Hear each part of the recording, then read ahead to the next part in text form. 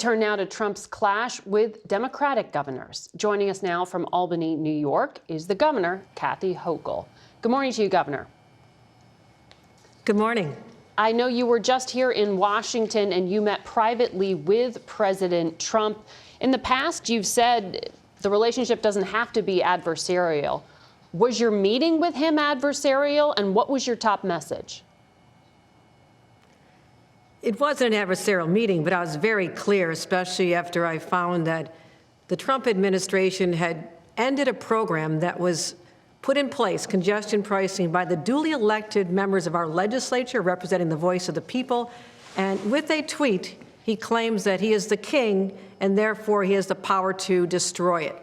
And I have a problem with that characterization because we labored under a king 250 years ago, and as I said, we're not going back there. So I wanted to take my case to him directly and let him see the benefits of this program, because our city is paralyzed with gridlock, and we had a path forward to be able to make the city move again, and it's working.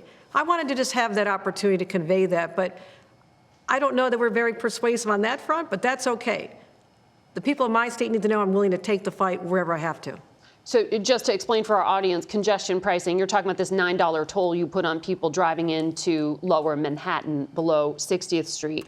Your fellow Democrat, Phil Murphy of New Jersey, says he doesn't like this policy. He actually asked President Trump to stop it. President Trump's office says this is discriminatory against working class people. How do you respond to that?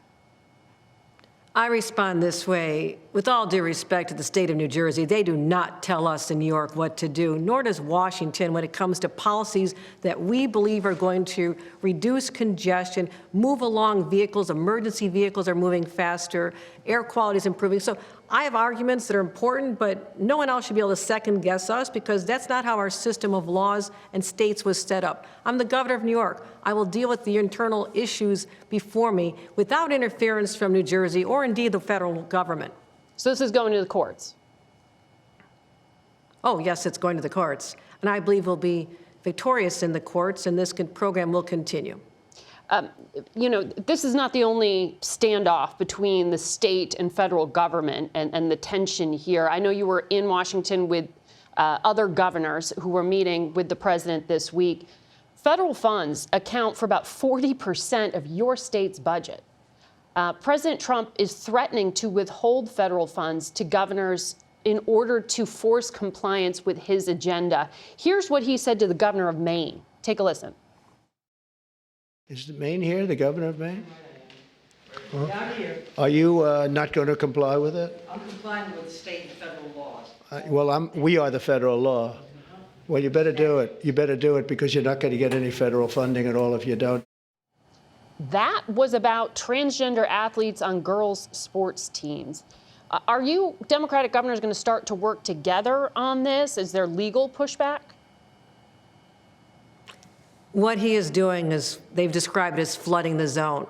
They're attacking California when it comes to FEMA dollars. They're filing lawsuits in Illinois. They're going after Maine on this, and they're coming after programs that have been duly put in place in the state of New York. What they're trying to do is create this theater of all kinds of activity that is trying to be a distraction to us. And when someone floods the zone in a football game, what you need to have is the defenders be very disciplined, smart, but also stand their ground. And that's exactly what New York governors, the governor of New York, will do in cooperation with our governors. We're not going to sit idly by and let our rights be attacked. We'll work with you when there's common ground, no doubt about it. Let's build great projects and infrastructure. There's areas where we're going to work with you on immigration and getting the violent criminals off our streets. We do not dispute that. But don't think that you can just come in and bully us around and not expect a reaction from governors. You know that when it comes to your state, there's been a lot of focus on Manhattan and the Department of Justice because of Eric Adams and the ongoing legal issues he has. In the past week, 4 deputy mayors resigned. 7 federal prosecutors resigned after the Trump Justice Department moved to dismiss those 5 counts of federal corruption indictments against Mayor Adams. you know the allegation is that the dismissal of the charges was related to a quid pro quo around immigration compliance. Did you discuss this case at all with the president when you were in the room with him one-on-one?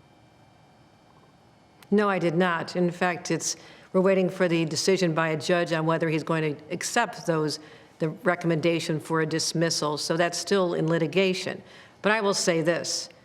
We are not allowing the Trump administration to interfere in the operations of our city. And the legal problems that the mayor is facing because of the Trump administration and the phrasing they have used, and indeed an interview that was done by one of his representatives on national television saying that he's basically got the mayor under his control, that's concerning. And I have to be able to put in safeguards. First, everyone says I had the option to remove him. I still hold that option to remove him. It is an extraordinary power. And I know there's a lot of people disappointed and angry and want something done immediately.